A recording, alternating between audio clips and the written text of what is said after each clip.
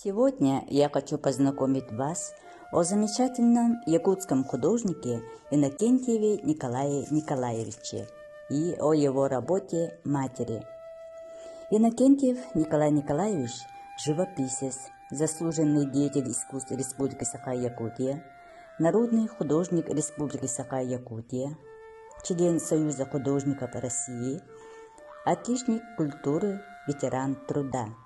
Родился 2 июня 1944 года в село Чучукан Нюрбинского улуса.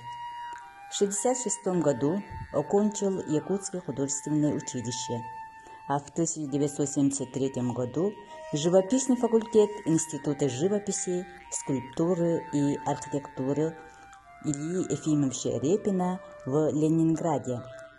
В институте он учился в мастерской известного профессора, живописца и педагога Зайцева. Картина «Матери». В тематической картине Николая Иннокентьева особое место занимает сельская тема.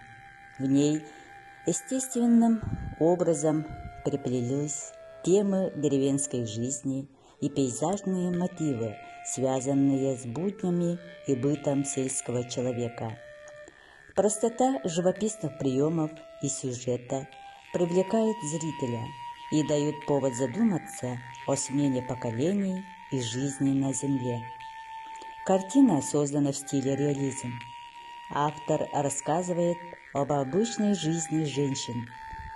Главные герои полотна – мать и дитя, бабушка, прабабушка, целых 4 поколения.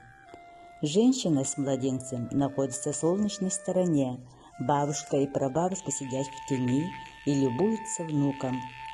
Вдали видны горы и стройка нового дома. Деревня растет. От изображения веет любовью и нежностью, спокойствием.